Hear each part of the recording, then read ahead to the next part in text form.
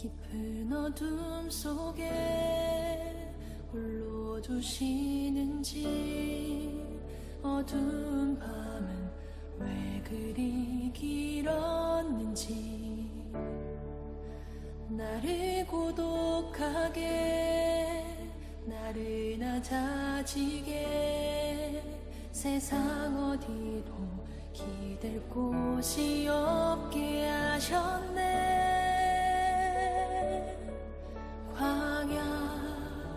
광야에 서 있네.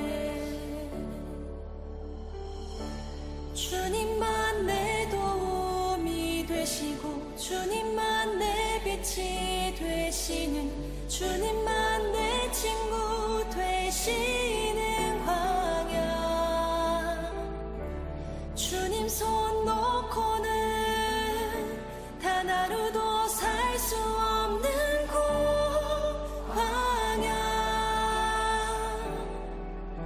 광야에 서 있네. 요한계시록 12장 1절에서 6절입니다. 하늘에 큰 이적이 보이니 해를 옷 입은 여자가 있는데 그 발 아래에는 달이 있고 그 머리에는 12별의 관을 썼더라. 이 여자가 아이를 베어 해산하게 되며 아파서 애를 쓰며 부르짖더라. 하늘에 또 다른 이적이 보이니 보라, 한 큰 붉은 용이 있어 머리가 7이요 뿔이 10이라. 그 여러 머리에 7 왕관이 있는데 그 꼬리가 하늘의 별 3분의 1을 끌어다가 땅에 던지더라. 용이 해산하려는 여자 앞에서 그가 해산하면 그 아이를 삼키고자 하더니 여자가 아들을 낳으니 이는 장차 철장으로 만국을 다스릴 남자라. 그 아이를 하나님 앞과 그 보좌 앞으로 올려가더라. 그 여자가 광야로 도망하며 거기서 1260일 동안 그를 양육하기 위하여 하나님께서 예비하신 곳에 있더라. 아멘.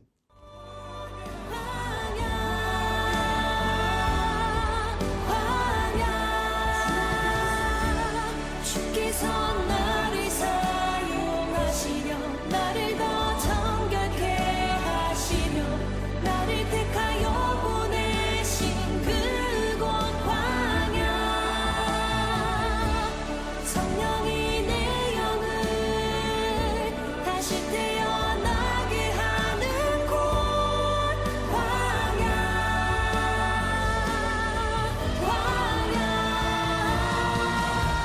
주님만 내 도움이 되시고 주님만 내 빛이 되시는 주님만 내 친구 되시는 광야. 주님 손 놓고는 단 하루도 살 수 없는 곳 광야.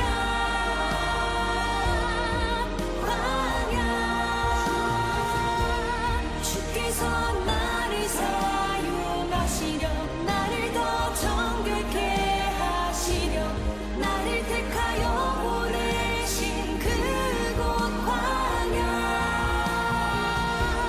성령이 내 영을 다시 태어나게 하는 곳 광야. 광야에 서 있네. 샬롬, 앉은자리 새벽기도에 오신 여러분, 주님의 이름으로 축복합니다. 요한계시록 12장부터 14장은 잠시 멈춘 듯 보이지만 굉장히 중요한 장면입니다. 7 나팔과 7 대접 사이에 하나님은 교회와 성도들이 겪는 영적 전쟁의 실체를 보여주십니다. 그리고 이 전쟁 속에서 우리가 이미 승리했다는 사실을 다시 한번 확인시켜 주셨습니다. 오늘 우리가 볼 12장의 이야기는 그리스도와 사탄과의 하늘 전쟁입니다. 사탄은 그리스도와 교회를 대적하고 공격하지만 결국 이기지 못하고 패배할 것입니다.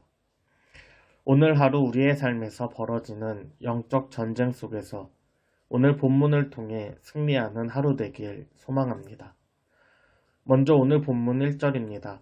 하늘에 큰 이적이 보이니 해를 옷 입은 한 여자가 있는데 그 발 아래에는 달이 있고 그 머리에는 12별의 관을 썼더라. 아멘.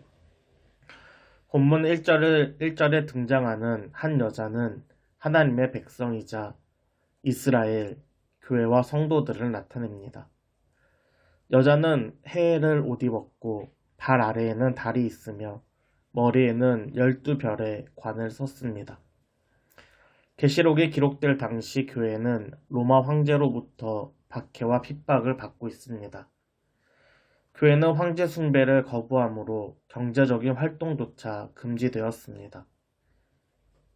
당시 교회와 성도들은 가난하고 비참한 삶을 살고 있습니다. 그러나 교회를 보시는 하나님의 시선은 해로 옷을 입은 듯하고 발 아래에 달이 있으며 12별의 관을 쓴 존귀하고 아름다우며 영광스러운 모습입니다. 비록 땅에서는 비루하지만 하늘에서는 그 무엇보다 영광스러운 모습입니다. 계속해서 오늘 본문 2절입니다. 이 여자가 아이를 베어 해산하게 되며 아파서 애쓰며 부르짖더라. 아멘. 여자가 임신한 아이는 그리스도를 의미합니다. 아브라함, 이삭, 야곱으로부터 시작된 이스라엘은 다윗의 계보를 통하여 예수 그리스도께서 이 땅에 인간의 모습으로 태어나게 하셨습니다. 오늘 본문 3절과 4절입니다.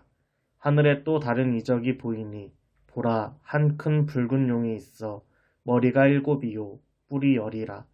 그 여러 머리에 7 왕관이 있는데 그 꼬리가 하늘의 별 3분의 1을 끌어다가 땅에 던지더라. 용이 해산하려는 여자 앞에서 그가 해산하면 그 아이를 삼키고자 하더니. 아멘. 3절에 등장하는 붉은 용은 사탄을 중심으로 한 로마 황제와 또는 당시의 지도자들을 의미합니다.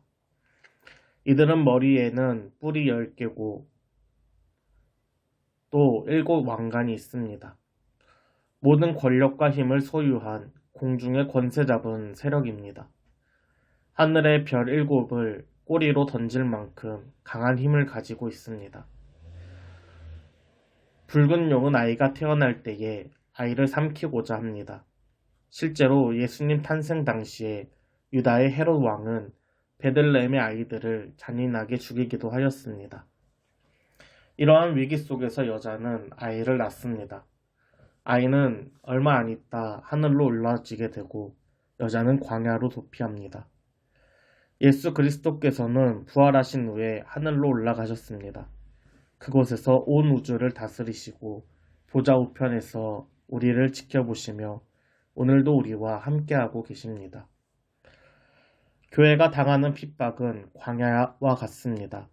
광야는 먹을 것도 없고 마실 물도 없는 척박하고 황폐한 땅입니다. 언제나 굶주리고 목이 마른 곳입니다. 그러나 그렇기 때문에 광야는 더욱더 하나님을 의지하는 곳입니다.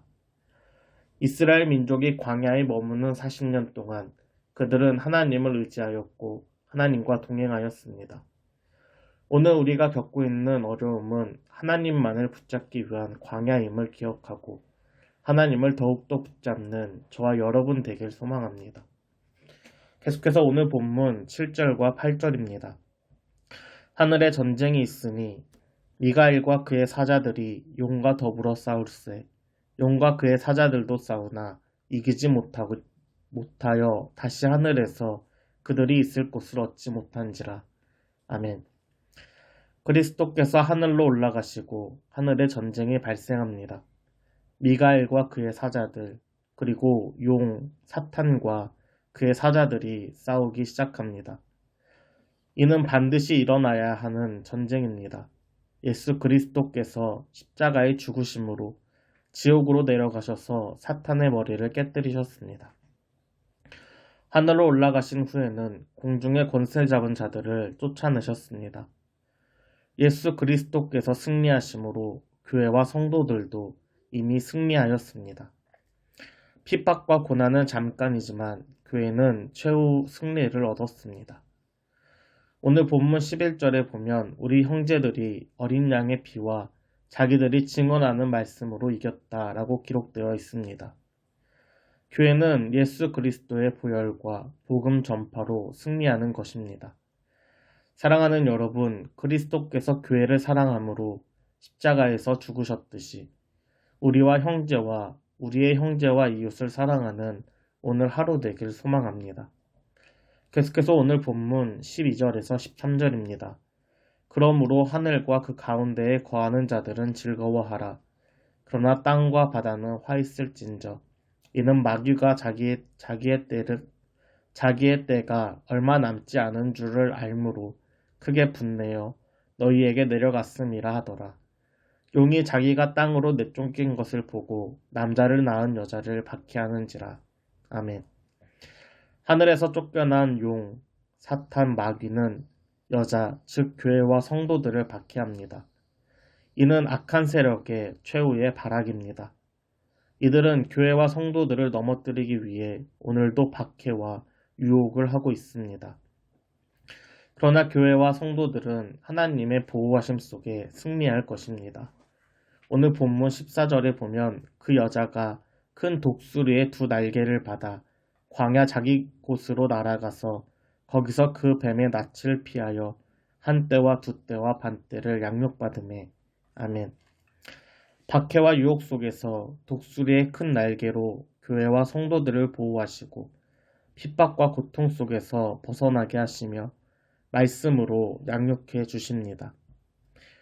15절과 16절에서 마치 뱀이 물을 강같이 토하여서 교회와 성도들을 떠내려가게 하였지만 땅이 입을 벌려 뱀이 토한 물을 삼켜 주었습니다.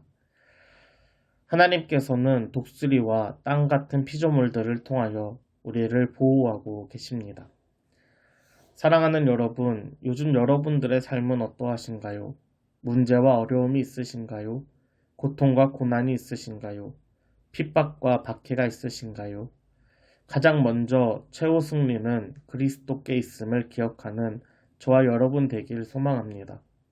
결국 교회와 성도는 승리하게 될 것입니다. 그리스도께서 이미 승리하셨기 때문입니다. 교회는 광야 속에 있지만 광야에서 양육을 받습니다. 우리는 연약해 보이지만 독수리의 날개 아래 있습니다. 그리고 우리가 걷는 모든 발걸음은 이미 승리하신 주님과 함께 걷는 걸음입니다. 오늘 하루도 이 믿음으로 승리하시길 주님의 이름으로 축복합니다. 세상의 유혹 시험이 내게 몰려오네 나의 힘으로 그것을 모두 이길 수 없네 거대한 고통 가운데 잊을 때 나의 영혼 어찌할 바를 몰라 내게